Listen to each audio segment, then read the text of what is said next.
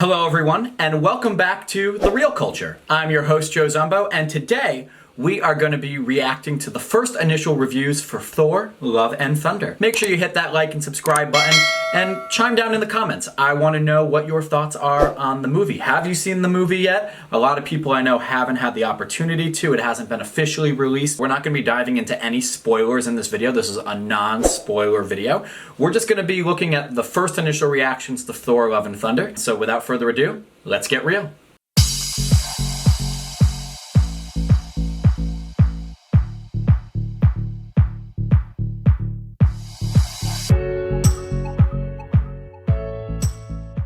On Rotten Tomatoes right now, there is not a tomato meter score, there isn't an audience score for this movie, but there has been some really great stuff that has been said about the movie, and this is all from Rotten Tomatoes. Thor, Love and Thunder, first reactions. Wacky, surprisingly moving, and possibly one of the best Marvel movies yet. That's a very big statement. Thor, Love and Thunder is absolutely amazing and blows every other Marvel movie out of the water and doubles down on the Ragnarok charm. That's from Collider. If you're a Ragnarok person, I am a Ragnarok person, but I do know that there are people out there that do not like Ragnarok. They think it's too silly, they think it's too funny, they think it's too colorful. For whatever the reason, they don't like the movie. My favorite Thor movie of the four. Feels like it's the best of MCU Phase 1 and Phase 4 in one entry. Loved it. So that's really interesting. That's an interesting statement right there. So it's the best of Phase 4, this person is saying. This is from comicbook.com, Brandon Davis. It takes the qualities that made Phase 1 so good, but also there are qualities out there from Phase 4. Definitely one of the funnier Marvel movies. I'm interested to know, some people like their Marvel movies to be funny, some people like them to be serious, some people think that Marvel in general is just too funny. What do you guys think about that? Do you think that Marvel movies should be more on the funny side? Do you think that they should be more on the serious side? Or is there a balance? Is there a blend in between the two? I have heard from other industry professionals and people that have seen the movie that this movie goes full Taika Waititi. So if you are a fan of Taika Waititi, what he did with Thor Ragnarok and some of his other films, Jojo Rabbit is a great film of his, What We Do in the Shadows. If you're a fan of his, you'll probably really like this movie. If you're not a fan of his and you don't like his comedy, I do hear that they double up on the comedy in this movie. There have been rumors that this film has been adapting the comic storyline of the Mighty Thor, where Jane does have cancer and becomes the Mighty Thor. I don't know if they're going to do the cancer storyline or not.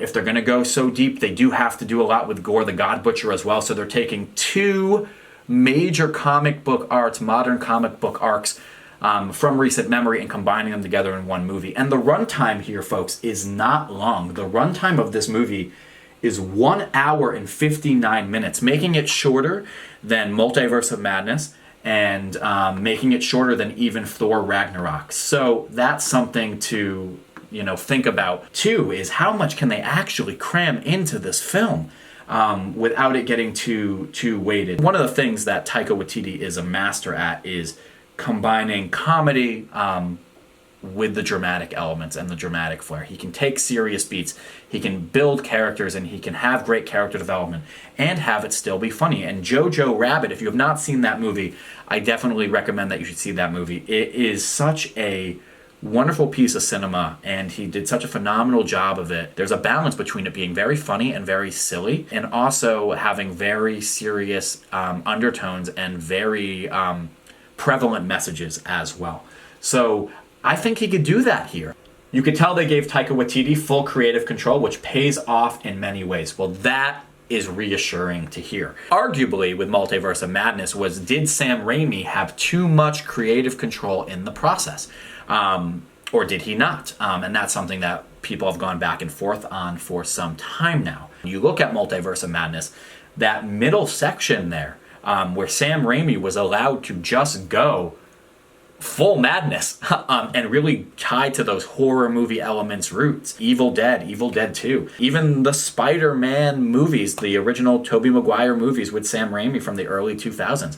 They were a blend of comic book, but they had horror aspects to it with Green Goblin, definitely with Doc Ock in that hospital scene. All right, let's get into some of the juicy stuff before we end here today. This is a little bit about Natalie Portman. Natalie Portman as Jane Foster, aka the Mighty Thor, is such a home run. Her whole story here is powerful and fulfilling.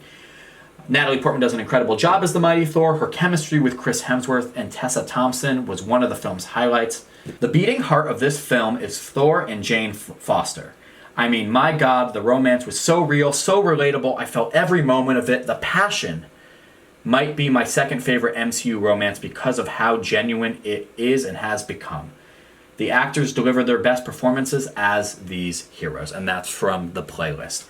It doesn't matter to me, and it should not matter, but I know people were very worried about Marvel getting too female-centric, the older heroes not being in the limelight anymore. Whatever. I mean, you're going to have female heroes out there, and they're an added addition, and some of them are going to be taking over for some of these heroes. We've already seen it already. If you're watching the Disney Plus shows, Kate Bishop is filling in for Hawkeye. I'm glad that we are moving in this direction, and there is room for all of them. It doesn't have to be one or the other. It does not have to be the Mighty Thor versus Thor. It does not necessarily have to be Hulk versus She-Hulk. It doesn't need to be Kate Bishop versus Hawkeye. We can all live. It's the Marvel Cinematic Universe, and they seem to be doing okay so far. Let's talk about Christian Bale.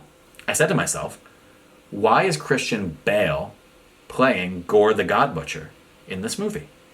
And not because I did not want Christian Bale to be playing this role, but he is an incredible actor, an iconic actor. And after he finished the Dark Knight trilogy with Christopher Nolan, he came out and stated that that was the end of superhero movies for him.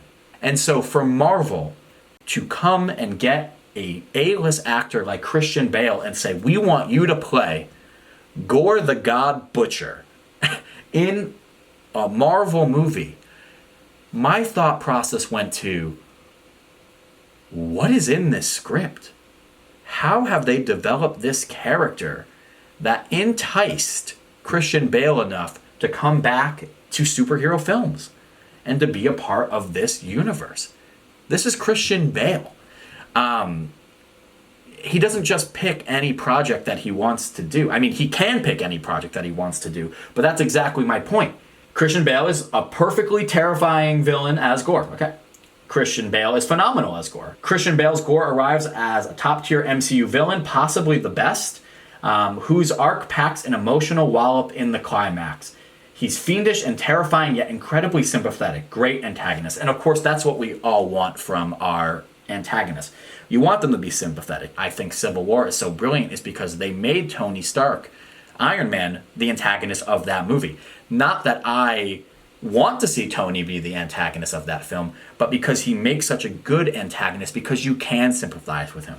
You saw that with Thanos, absolutely. You saw that with Killmonger and Black Panther, absolutely. So I'm glad to see that Marvel is developing their villains as much as they're developing their heroes. And this person says, very standard cookie cutter villain with Christian Bale, and that's from Variety, so it's not like it's a unreliable source there.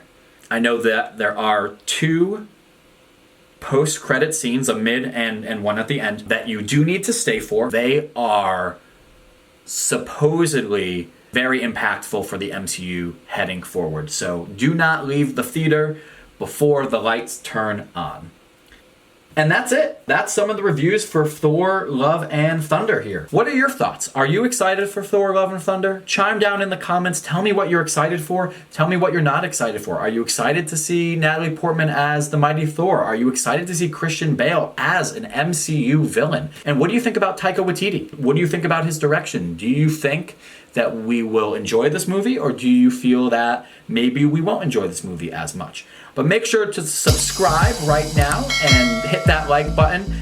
We can use all the help that we can get here as a new channel just starting out. Like, subscribe, and remember, stay real.